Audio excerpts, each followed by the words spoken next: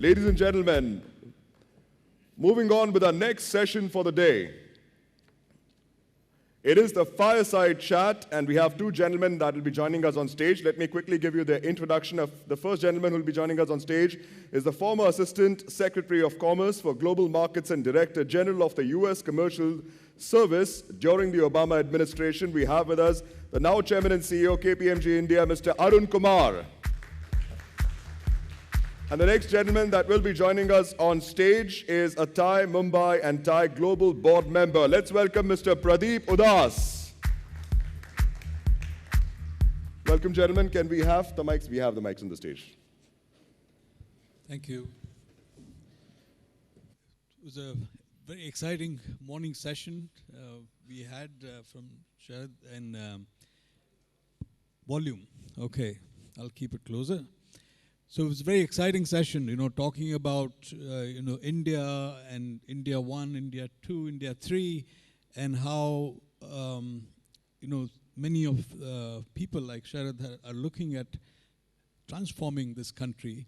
So it's very appropriate now that, I'm sitting here with my very good friend, Mr. Arun Kumar, whom I've known for many, many years, and I've seen the with pride, the transition that Arun has had. He was my colleague partner in KPMG. He was in Silicon Valley, very, very successful stint.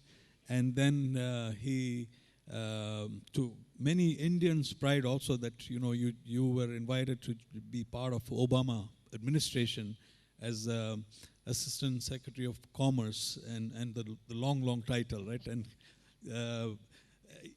Arun, I used to tell him, I said, how does it, feel, because, being a senior partner in KPMG, being a board member is one thing, but, again, going into a public policy, which is a very different world, and managing, he had responsibility to my knowledge, there's some 80 countries who are reporting to him.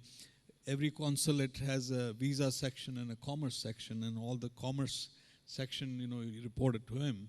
So I don't know how many countries you could actually visit. Did you see 80 countries? And if you can tell us a little bit about journey, and then we'll come into public policy. Well, thanks, Pradeep. First of all, it's a great delight to be here. A great delight to be back in India. I'm coming back to live in India after 39 years. But this is clearly a new India. So it's wonderful to be here. Also wonderful to be back in my old firm. And Pradeep, thank you so much for having me here today. Pradeep, you've been a great friend, and look forward to much closer association right here. To answer your question, first of all, I'd never served in the government before. So I'd served always in the private sector. I'd been an entrepreneur. Then I worked at KPMG, served on the board, etc., but never ever served in the government. The most I'd done was a bit of consulting for a quasi-government entity, which was the California Pension Fund. So not exactly, mainstream government. But I must say that my service in the Obama government was probably the most amazing experience of my life. I had the longest title in the US government, which was Assistant Secretary of Commerce and Director General of the US and Foreign Commercial Service. It's a really long title. And I remember I told my wife, I'm told I have the longest title in the US government. She said, what's with that? You should understand that the shorter titles that really matter. The higher you go, the titles get shorter. So President, ultimate short title. But anyway, it was a wonderful experience. It was interesting to have an organization that was represented in 80 countries in all the 50 states.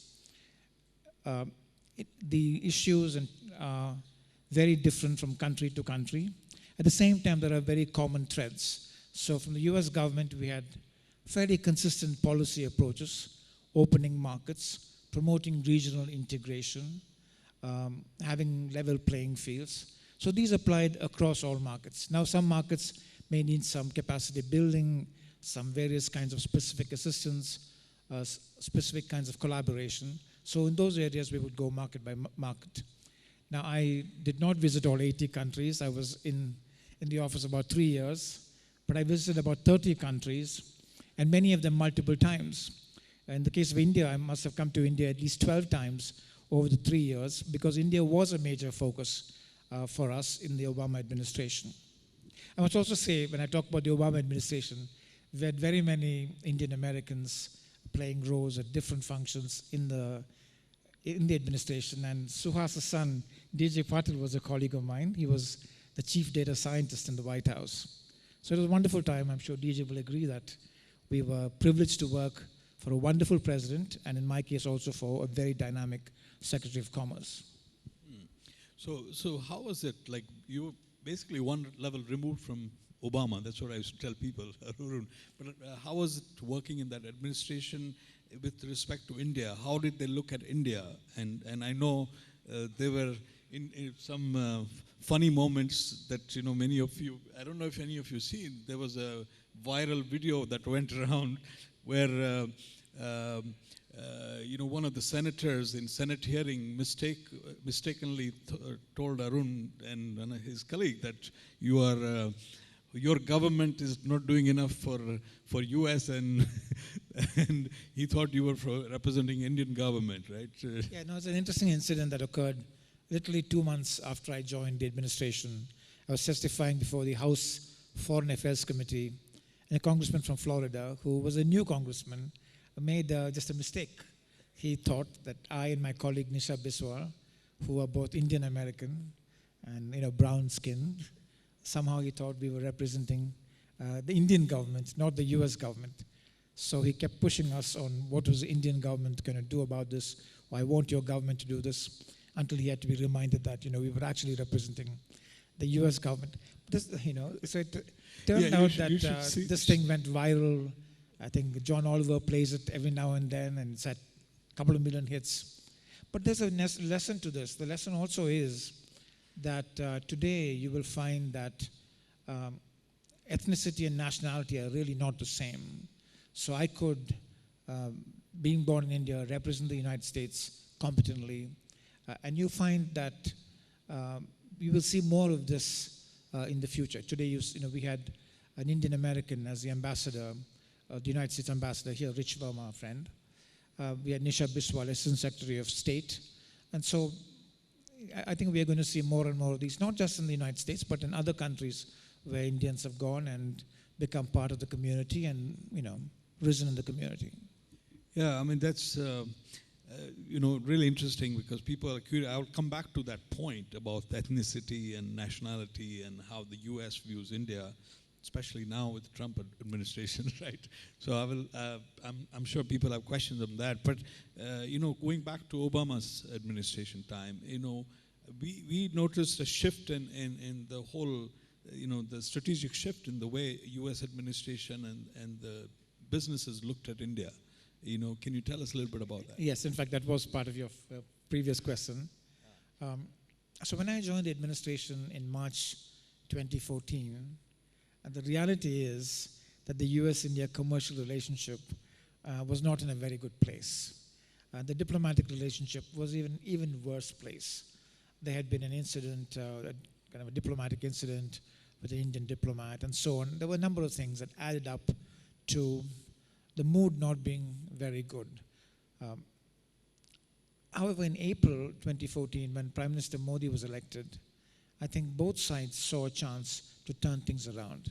Now, remember at that time, there was this whole worry that Prime Minister Modi had not been given a visa and how will he look at the United States and so forth. But when he was elected, President Obama called him immediately, and Prime Minister Modi, to his great credit, put all the past behind. And they really started off on a course of building a very constructive relationship. So the president invited Prime Minister Modi to the United States. Prime Minister Modi came in September 2014. I was actually present in Madison Square Garden, where he made a spectacular speech to a full house, which was also attended by a number of congressmen, senators, local politicians, etc. So he had a very, very successful visit and a very successful interaction with President Obama.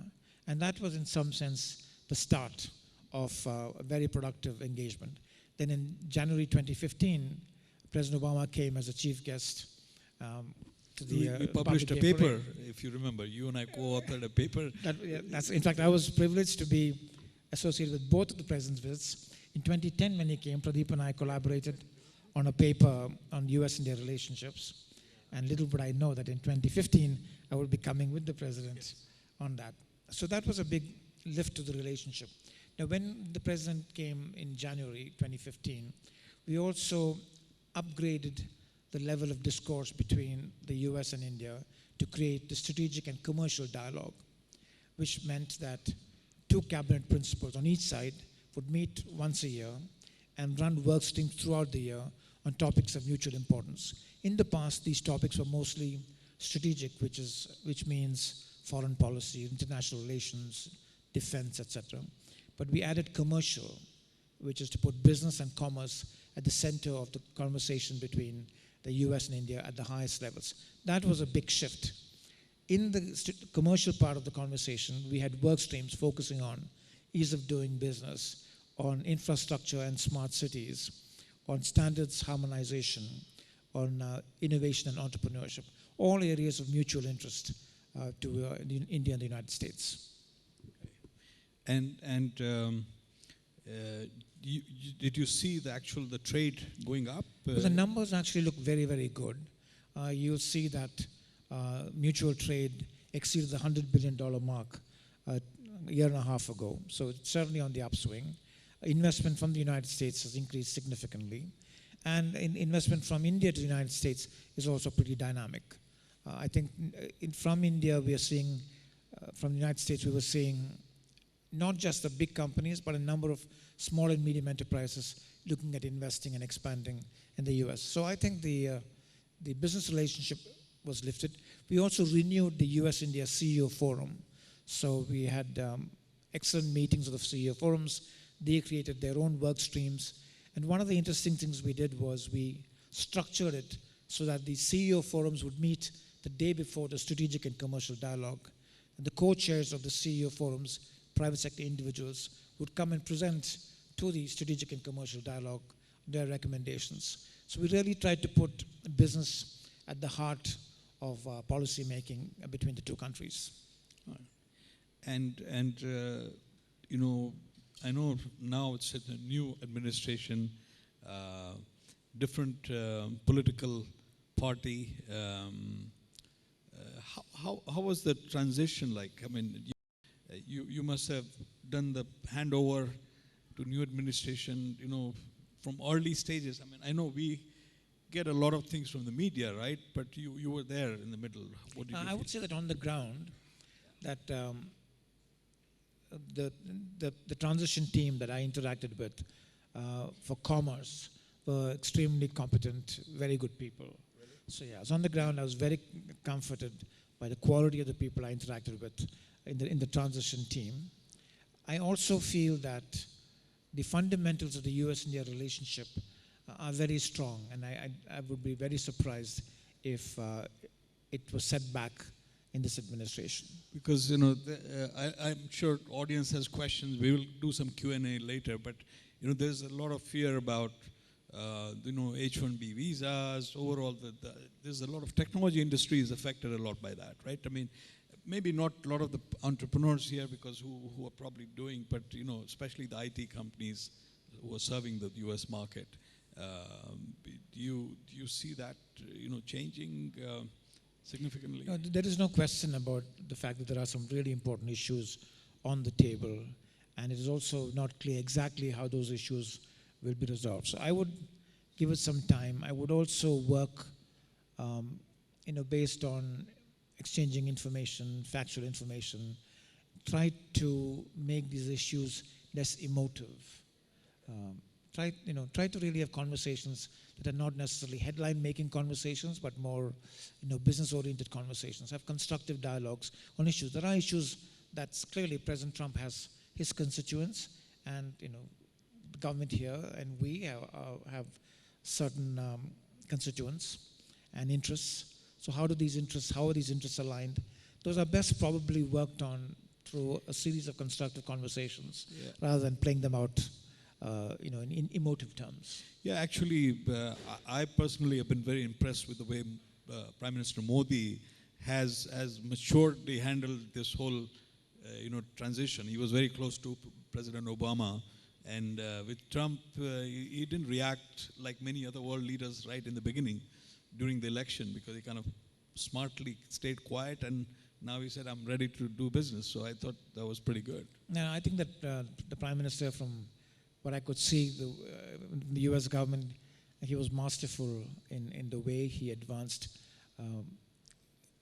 India's goals, his goals for India. He was really masterful in that.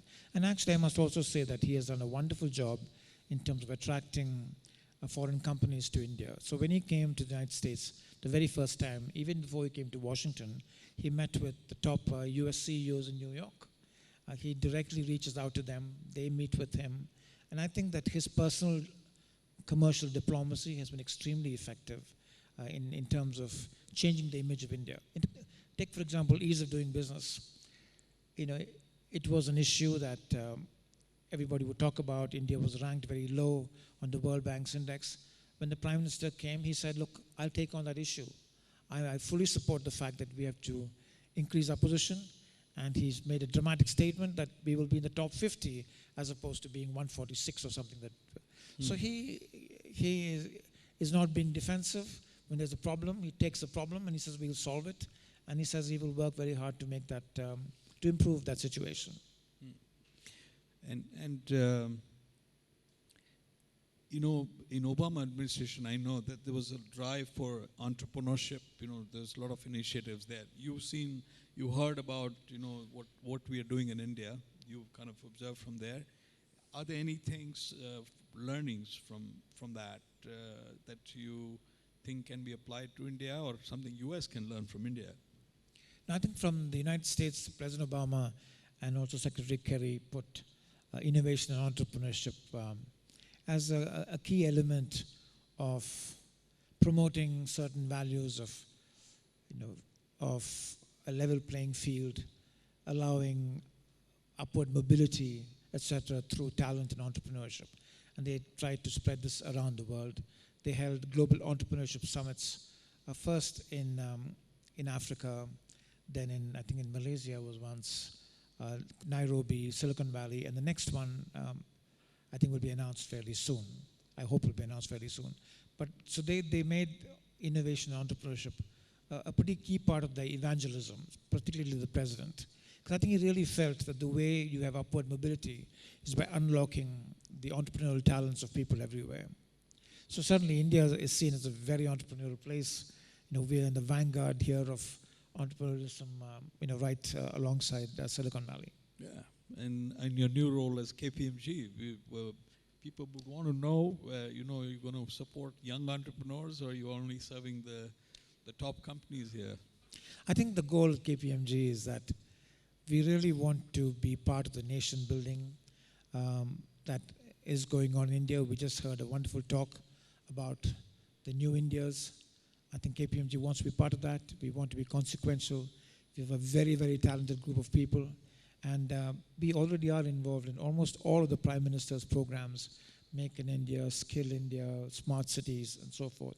So we're not focused just on the big companies. In fact, we have a program called KPMG Enterprise that's focused on small and medium enterprises. Is it? Yeah. Is that a global program? Here in India. In India? Yeah, and globally, but India we're particularly doing focused. that. Yes. That's good. Well, I just want to kind of move on and more to probe you personally, because I don't know if you know. I mean, Arun looks like very cultured, formal. Not formal in a negative way, but very Where's this going proper, proper professional who's achieved a lot. But he's also an artist. I don't know if you know. I mean, a few years ago, he published a book of poems. He writes poetry, and this particular one poem I do remember about. You wrote about your son, something keeping I'll keep the door slightly ajar, something that kind of stuck with me. How do you do this? And I would actually like you to share one poem with us. There's a bit of a surprise, but I have to remember this poem from memory. But I've been writing for a while. So some years ago, I published a book. Hopefully, I'll have another one soon. So maybe not you're so working soon. on another one? Because I write, I'll just compile them and get another one. Do you remember the poem? Do you remember the poem? Few words. So it's a very short poem. It's a poem that was written for my son Vikram when he was leaving for college, and we were going to be empty nesters. So I will recite the poem. It's only a few words. The porch light will no longer fight the darkness. The night latch will once again secure the door, and the house will shrink a little when you leave. The house will shrink a little when you leave. Very good. Guys, thank you. So, what I want to do is, we need more chairs because if you don't mind, can you stay? Because we want to take this conversation into India's place in global economy in 2022, and we've got some other very interesting eminent speakers here, and we can all stay together if you're okay, right? Absolutely. Thank you, Pradeep. Okay. So I will invite Mr. Saugata Bhattacharya. He's one of the eminent economists, and one more chair, and our very own Mr. Nishith Desai, Nishith Bhai, who is also going to talk about a very interesting subject, which I will tell you soon. Nishith Bhai is on our board, Mumbai board, and of course runs a very successful firm, law firm, Nishith Desai and Associates. This side, yeah. We need microphones. Yes, sir. You've got, sir, you have one? Yeah. Here, sir. One for you. You're welcome. Yeah. Come. Yeah, thank you. So, this, yesterday was all about,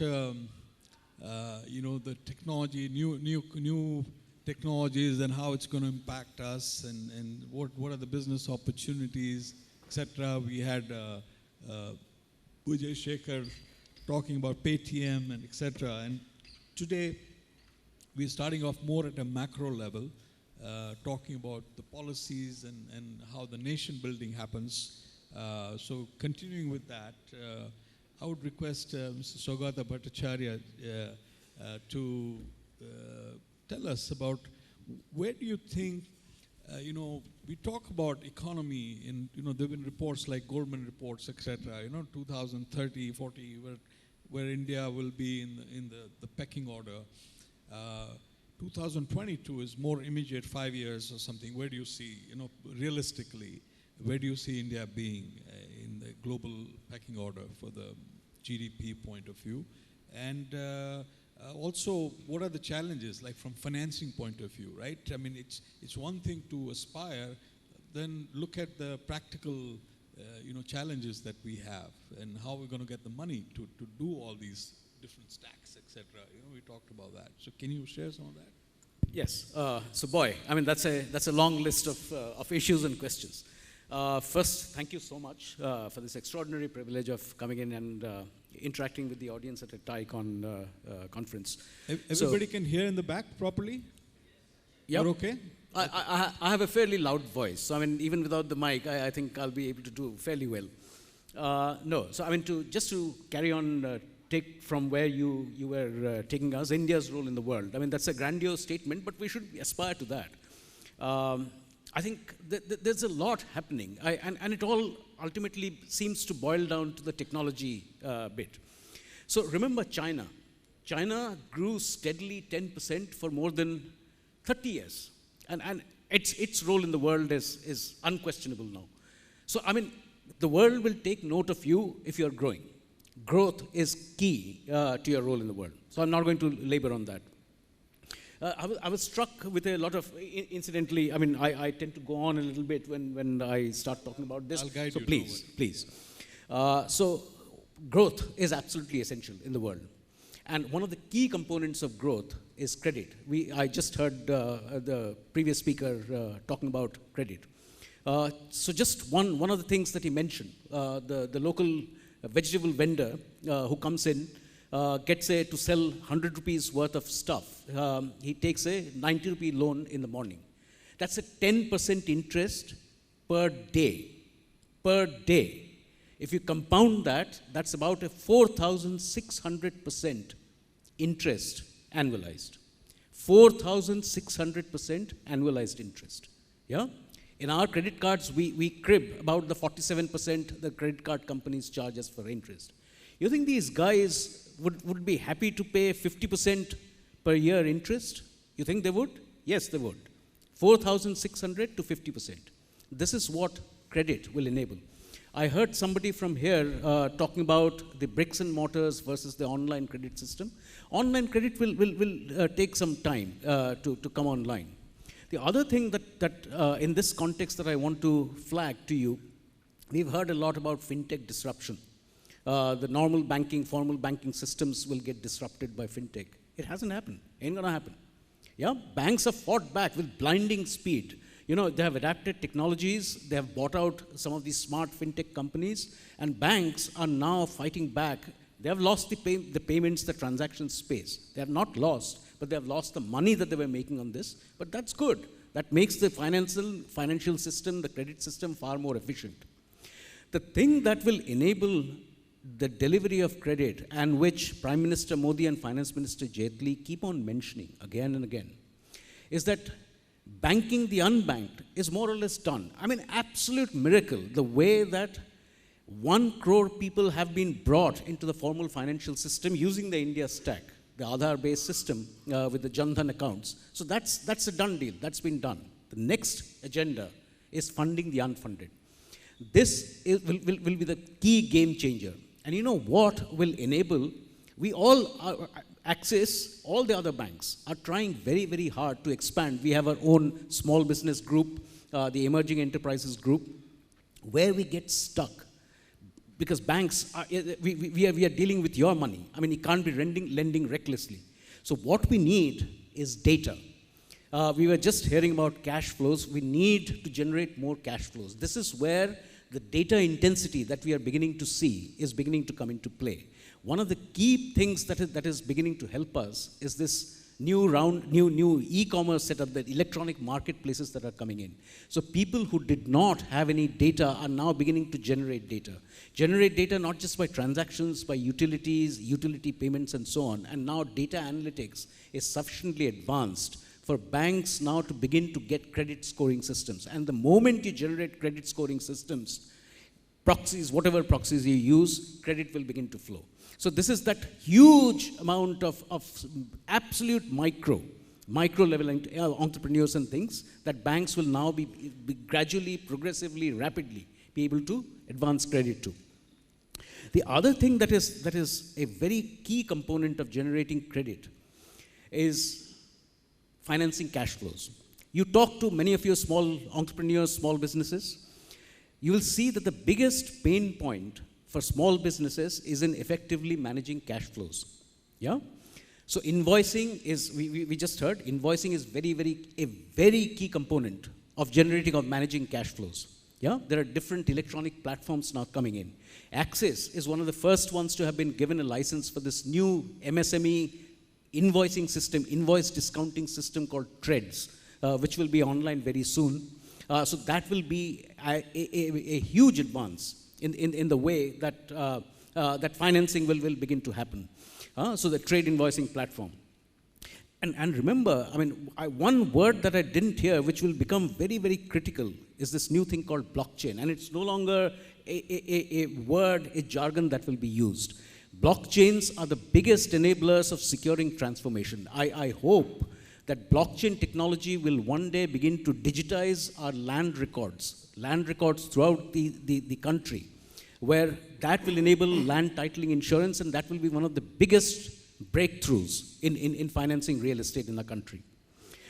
One last thing, 2022, the horizon that you are talking about, that ICON conference is talking about, coincidentally happens to be exactly the same period, horizon, that Prime Minister Modi talks about doubling agricultural incomes. Agriculture, I don't understand agriculture, but I'm very passionate about agriculture. No agriculture, no make in India, no nothing. Remember, China first got these surpluses from its own agricultural products.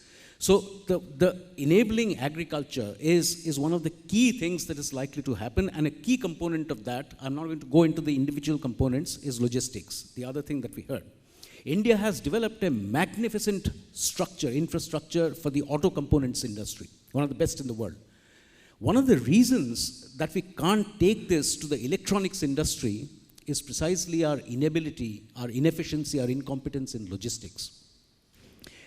Electronic components are huge. I mean, where you have 200 auto components, you have 2,000 electrical components for electrical machinery, and we just do not have the delivery and logistics systems to be able to do this. And this is where one key component in delivering this will be the GST structure that will come into place.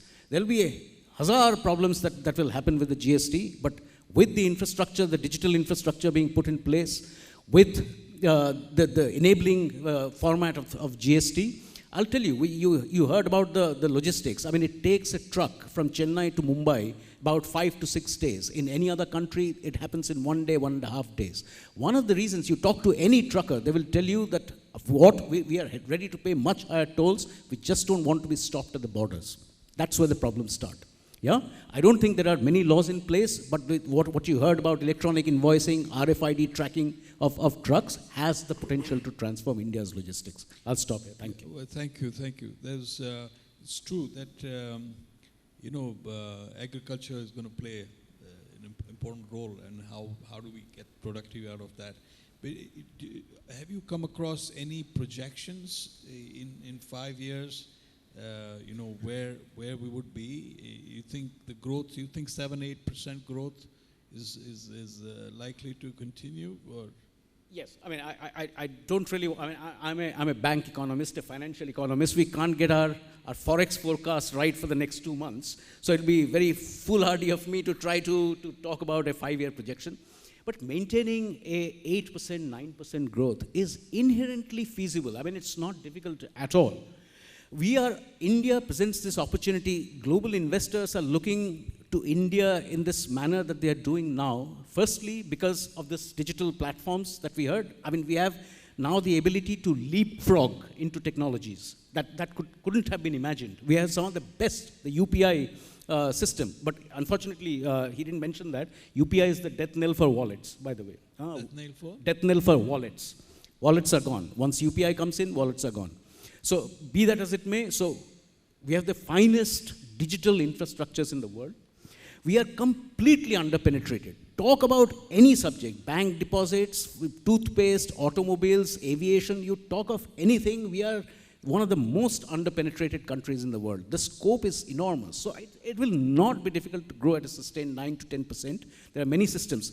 The current government and the RBI have been, I need to take give them a pat in the bank. Not bothered about 25 cuts, 50 cuts and things. They are maintaining this thing that we need to keep inflation down stably at 4% over a long period of time. The rupee has been rock stable over the last 3 years. This is great conditions for investors. If they manage this, the next game changer that will happen in India is for India to get a credit rating upgrade. You'll see how things change after that. Okay, thank you. Arun, what do you think? I mean, KPMG has a view on that. Well, I just say, I wouldn't say it's a KPMG view, but just a view that I would put on the table, which is that when we talk about 9% growth, we also have to remember that India is made of many states, and some states have been growing much faster. So in a way, the 9% masks the fact, not 9%, I mean 7.5%, the 7.5% masks the fact that some states are growing faster and some states are growing more slowly. At KPMG, for example, we are focusing on a group of states where we feel that there's a tremendous amount of potential. So in some sense, the trick is, how can the states that are growing at double digits keep doing that? How can more states start growing at double digits? And any insights on that would be interesting. So, I mean, some of the fastest growing states are the erstwhile Bimaru states. Bihar is one of the fastest growing states. Absolutely. So, I mean, so that's something that needs to be, I completely agree with you. But this is one of the great things that have happened, even with the previous government, but accelerated under the current government. This entire thing of fiscal federalism gives states more power. Let them decide their own destinies. Remember, the next game changers are all these reforms to land, to labor, all the input markets, as we economists call it. And these are completely state subjects. The center does not have any role to play. I mean, just some enabling resolutions, and all the other reforms now have to be done by states. Only the financial sector reforms function is probably pretty much in the domain of the center. All the rest are states. And states have done, I mean, some states have lagged, some states have done better. But now there is this intensifying competition to generate investments between states, which is one of the most positive features that I've seen in the last decade. Yeah, thank you for that view. I want to now kind of move the conversation in a very, in a way related, but in a very different sphere. And you know, Nishith I always admired. He runs a very successful tax and law firm. He's always taken, you know, stayed ahead in terms of research, etc. That he's, you know, he personally does, and he's encouraged his firm to do. And I was in very interesting conversation with him where he talked about this netocracy, with the net internet and blockchain, all these technologies, and what's the future of governance? You know, there is a very different thinking, and I thought, you know, we will talk about that and then see, you know, because you talk about US changing, you know, from Obama to Trump, there's nationalism coming, but then there's people want, you know, talk about Facebook nation and 1 billion people. Can you talk to us about that? Yeah, am I audible? Great. First of all, I assume that this audience is either, all of them are either technologists or they are disruptors. Yes. Okay, if you're not one of that, possibly this is a wrong platform. Am I right? Okay. And I'm glad you did not ask me a question on what regulations for startup and what should be done and retrospective amendment or IP stealing and, you know, all the boring things that we do because we all. Yeah.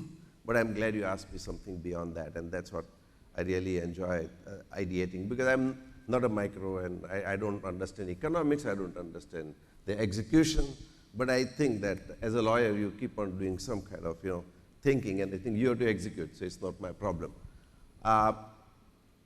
You know, some years ago, my son told me that his whole system is broken, looks like. I said, why? And because this whole political system, we need to rethink about it. So I went into the history and I found that the whole concept of democracy started with Socrates and then Plato and Aristotle sometime in 500 BC. And then by the time it fructified into direct democracy was sometime, you know, about after 500 years or 400 years ago. And then, you know, this representative democracy that we have been seeing, how did it come? Where did it start? Look further into the history, I found that it was the year 930. You know, how many of you know in this representative democracy came into being formally 930 in a country called Iceland. So if you go to Iceland, there is the first parliament that has, then of course came in Jersey and other kind of stuff. I said, it's 930 direct democracy model came because people could not communicate, and therefore that was a different thing. 1100 years have gone by, okay, and do you think is it working well? You are a representative, member of parliament or MLA or somebody like that, and you think, is he expressing your voice or he is doing something? You give power of attorney, but he does whatever he wants, and you can't call him back for 5 years. Okay, so system has distorted. You may believe in X, but he doesn't vote according to. So it's not really representative in the sense of majority. It just assumes that he represents. So time has come because communication is improved, and therefore on any issue, for example, anybody can vote. Because if you say democracy is a fundamental principle, majority rule, of course you have to take into account the minority, etc. So in next 5 years, can we not make our phone, which is very easy to convert into a polling station? Most of the people, rich people don't vote and a lot of other people go. Those are time on hand. If I can vote from my phone, it can have secured system, it can figure out whether somebody is putting gun on you. Huh? And, oh, thank you. And even your blood pressure, the stress level, because when you vote, you must be in good mental condition, number one. When you sign agreement, don't you? We lawyers always say the mental and health condition. You must be in a secure environment. Okay, all that can be done through phone. If I can vote via my phone, then why not I can vote on any issue? Correct? Now there are hundreds of issues, so there will be arguments. How can you do that? So okay, I'm a CEO of my own life, right? So I say I appoint member of parliament or MP, but on the issues that I do not agree, he has no right to vote. So through the mechanism, I can also figure out that I can take back my vote. So he can only vote those who, he will only represent those people who are really, agreeing to a particular point. So if we can go into that, perhaps we do not need this brick and mortar parliament, senators, I'm sorry, and none of your friends perhaps, they'll be unemployed even more in the US. Or this congressman and all that, they are our intermediaries. I have just no control once they are in the, anyway, in lighter vein. You have some point Arun, to make. you have One point? big point to make, Okay. which is that this is really a conversation about whether you have a parliament where there's a debate or whether each person directly votes. We recently had the example of Brexit, which is a referendum where everybody voted without any discussion, debate, that people really understood. So, you have to think about the fact that you have people in a representative democracy representing people, putting issues on the table, debating, discussing, and then voting is different from each one, just essentially voting. Being a lawyer, I anticipated this from an accountant. Now the panel is getting interesting. Let me tell you. I've already thought, because we have to prepare for the case that what other side is going to argue, right? So, okay, see, what I'm trying to do is the way in which Brexit was done was unprepared. As I said, rich did not vote, the young people didn't, a lot of people took it for granted, if you see that, okay, number one. Number two, that the job of members of parliament, congressmen, MLAs, should be turned into opinion makers and awareness creator. If you do not have that system going side by side, you will not find, but Indian voter is more intelligent than many other countries in the world. Huh?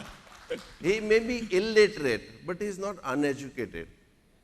There is slight difference between the two, hopefully we all understand that. Every time, very intelligently he has voted. So what I'm saying is that if we can have a system whereby you can have a direct democracy, what is called liquid democracy, okay? And I've done a lot of work. We have Nishith.tv. Sometimes we want to go democracy to democracy. I had discussions with Iceland president and all those kind of, I'm not going to detail. But a lot of work can be done, and I'm only suggesting a direction, okay? In Gujarati, we call Angri Chindianu Punya. When I point a finger, I'm done some good work. Beyond that, you walk. So, because of all the technology, right? But you show right direction. Okay. So I'm saying that why can't we have a system? Because like Amazon came 15 years ago, nobody believed that there will be brick and mortars will be facing problems. So same thing, parliament is a brick and mortar, the amount of expenditure we make. Just give me a few $1 million, I'll give you a better system than paying all the salaries, right? Anyway, but only one small point. Now, therefore, what is the job of parliament? Let me bring it to the next level. Job of parliament is to enact laws, right? So with data analytics, with all the technology that we have, it is easier than ever. With predictive technologies, you know the needs of the people. You can find what will be the needs of the future, okay? And automatically you can escalate to a level that the e-petitions are coming and all those kind of things. So you know people's, how did they think? Because you do profiling all the time, in America more so, right? I'm sorry. But, so you can really find out what people need, because sometimes you think this poor fellow needs house, but he needs something else. We misjudge because we think, but with all the technology, we can figure out, And number two, as I said, the job of parliament is to enact laws. What is there in a law? If some of you have studied law, there are only three things. First part is definition, correct? Second part is operational, whether murder, what is murder, all that kind of stuff. And then third part is penalty. So these are the only three parts. 1/3 of the job is already done. Wikipedia, look at Encyclopedia Britannica, dictionary, how many times you use any longer? So if you want to create meanings of the word, 1/3 of the job, we have a model in front of you, of us. So you can create definitions with a crowdsource, which will be perhaps not perfect, but at least reasonably reliable as you are relying on Wikipedia today. So 1/3 is, no, only 2/3 of the job is remaining. So if we can all come together, somebody wants to join my party, I'm not forming a party any longer, but partying in a different sense. So, I think if we sit together, work together, I feel that in 20, 30 years' time, we can change the mindset. And the job of internet or the technology is to get rid of this concept of state. Whole concept of state is archaic. It is geography-centric. Okay? Nation is something different. So the whole concept, God has not drawn boundaries. Why should immigration law? It's the worst form of protectionism and against human rights. Okay? Yeah. Worst form. And I think going backtrack it, in globalization, some of these things will always happen. Some people will be affected, those who were not affected before, and now they're affected, so they want to backtrack. Okay, this is usual, not unusual. And anyway, I'll stop in just about 30 seconds. Yeah. But we can create a new world. It may not happen right tomorrow morning, but let us seriously think about coming up with a model that is true representative democracy through the mechanism of technology rather than the individual whims and fancies. And number two, we have to inbuilt into a model some kind of protection for minority as well. And there are ways to do that. You can have 60% should be at least by unanimous vote, 20, 30% majority. Okay, try to achieve unanimity as much as possible. Work hard on it. That's the job of members of parliament and congressmen. And then move to the next level. Okay, if you can't achieve it every time, then you go 20, 30%, 10% minority wisdom, and then 5%, what do you call, veto right, dictatorial. Because Singapore has taught us that little dictatorial stuff also can move. Otherwise, in democracy, the speed and the decision making is the biggest issue. Yeah. So sometimes you need, so we can create new model to leave for the next generation. And this was some thought, and thank you for not asking me a question on law or tax. I'll be delighted to take. Actually, just when you and I talked earlier, that reminded me of this famous film song, Bollywood song, and written by, I think, Javed Akhtar. It says, Panchi Nadia Parbat Sarhadu Se Na Roke. The birds, the rivers, and the mountains. There is no geography that stops them from going from one place to another. And we are all animals anyway. Some people have more animal instinct, why can't we some have less. That? So very interesting. And I know it's very different than everything else we've been talking about. But really, this TICON is really kind of challenging our minds, right? Entrepreneurs need to be challenged, new type of thinking, etc. And that's why I thought when Nishith bhai, I'll leverage you in a different way, not ask a law question. Anybody else has a comment? Arun, anything else? Because I know, is there a model maybe which is a combination of leveraging technology to get the public opinion and the government? I would say that I totally agree with the idea of using technology to provide information, because today a lot of elections are made on a yes-no basis without all the discussion and the conversation. And there have been many folks looking at topics like deliberative democracy. How do you make democracy more deliberative? How do you have that conversation? How do you lay out the issues so when you're picking, you are understanding the pluses and minuses of different issues? So I think technology has a tremendous role to play. So I certainly am on the same page with you on that point. Wonderful. Thank you so much. Yeah, that's good. And that's the easy part dealing with the bureaucrat from the US, I can talk and they listen and they're open. Thank you. Yeah, and do you have any view on what we just discussed? Sure. I mean, we mentioned this, technology. I mean, things that we couldn't imagine 10 years back. I mean, I when I was growing up, and I'm sufficiently old now, I mean, we didn't have the internet. I mean, I'm wondering how we got through life without the internet. Yeah, so, kaise karte the, I have no idea. But I mean, definitely new concepts. And things are already, I mean, you wait for the GST to come in, states will be. Yeah, the states are doing, and I think so. I mean, the states we are interdependent economies anyway. So now that's right. So I mean, states is, I think that old colonial mindset and things. Nations will be far more difficult. Nations and will not, I think other thing I feel is that there is going to be more and more breakup of the countries or the states. You remember, many of you know that when we got independence, how many states we had? 14. Today 30. So there is internal breakup. India is not one India. There are 3-4 Indias. One has 20% rate of growth. Somebody has negative of maybe 1%. Yeah. But all this concept will have to really work around. Only people in this room can. Yeah. So it's to get everybody's mind thinking.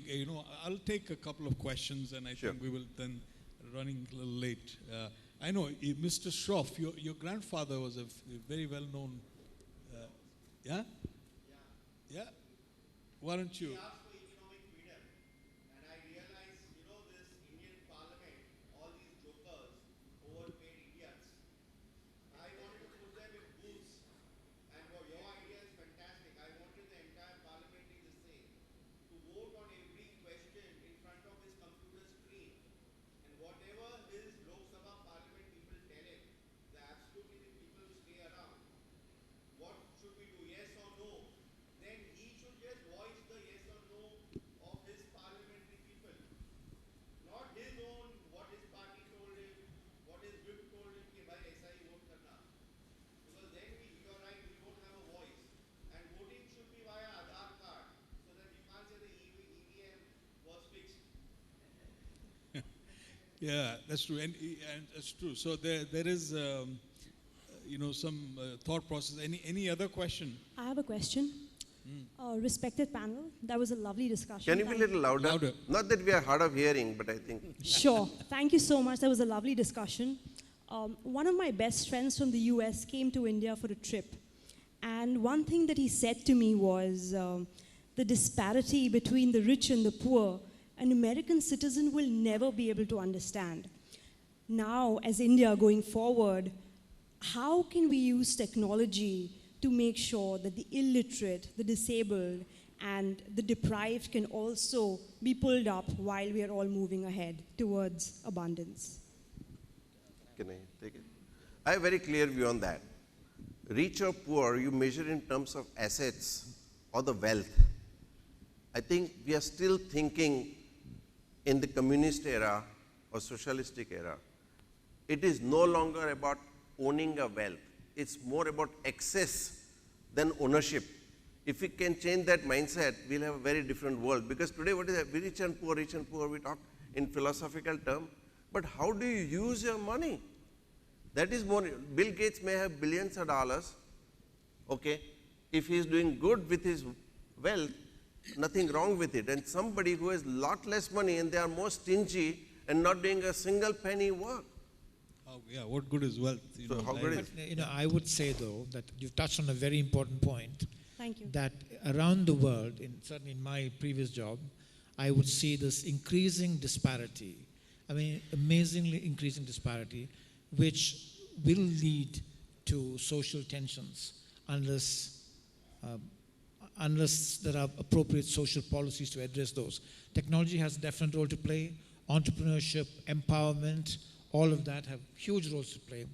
But there may be a need to address it head on with the appropriate policies. I know that China, they are very seized of this problem. They realize that the Chinese government understands that this is a big issue in a country that has actually made a lot of progress. So this certainly in my previous role, we saw this around the world, and it was an issue of concern to governments around the world that there is an increasing disparity. Yeah, and I think, the lady who was just speaking, I think she represents an NGO for the hearing impaired. Yes. Like in India, many places you go, you don't have the infrastructure to include everybody in this, right? And if I might, I mean, this is, you were talking about entitlements. I think the biggest entitlement now, which technology will enable, is entitled to opportunity. Opportunity. I mean, all of us need to make sure that everybody has an opportunity to gain wealth, to redistribute their wealth, or whatever. I think this is the biggest discrimination that we now have in India. It's not reservations and things. That's not going to work. That's not going to work. Everybody needs opportunity, entitlement to health, to education. I think that is what will change the face of the Only two things I'll make here very quickly. One is a model of social business. Again, that is what, in real terms, I think that is what you should be seriously looking at. We may have wealth, but how do you use that? That's my point, is the distribution of the excess. That is what is important. Number two, that, in fact, that model we are working on currently, what I call private property for public good. There is so much property sitting in this world which is private, but private property for public good, either at low rate, other rate. Now Airbnb, for example, has created a new model, right? You had so much property sitting idle, it's brought into. So if we think, in a very systematic way and create new business models, we'll provide a lot more access to a lot many more people, because there is no way you can wish away. If you give the same amount of $1 million to you and somebody else $1 million, within 10 years, somebody will make 10 to $100 billion and somebody will make zero. That is where, how you create wealth and with more transparency. I'm sorry, I'm going on and on. You gave me an opportunity. Normally, a lawyer doesn't talk for free. Please bear in mind. Thank you. Thank you so much. So if you have any ideas on how we can kind of educate the hearing impaired in India, we've already created a school and a hostel where they can come and get education for free.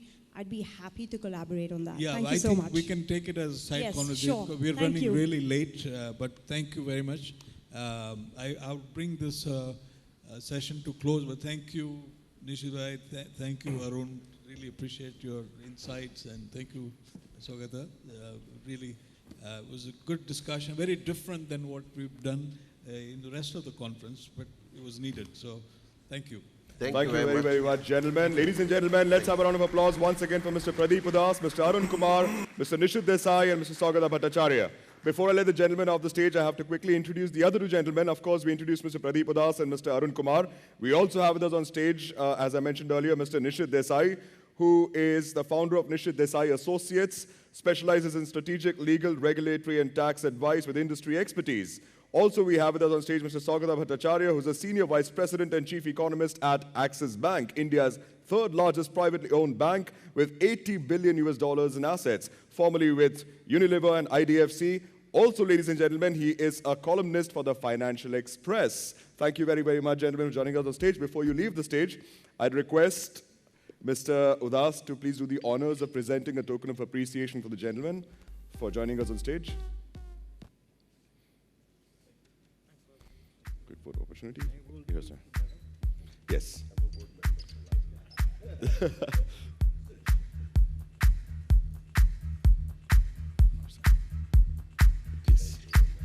And gentlemen, one quick group photo opportunity with everybody.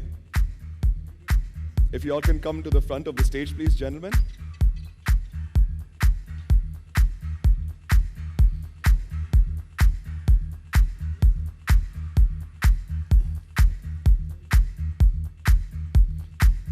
Of course, we've got to take the group selfie also. One moment before I let you guys go. This goes on to Twitter, so we need to make... Thank you very much, gentlemen. Pleasure having you here. Thank you very much. Thank you very much, sir. Please. Thank you very much. Pleasure having you here. Thank you very much, sir. Thank you.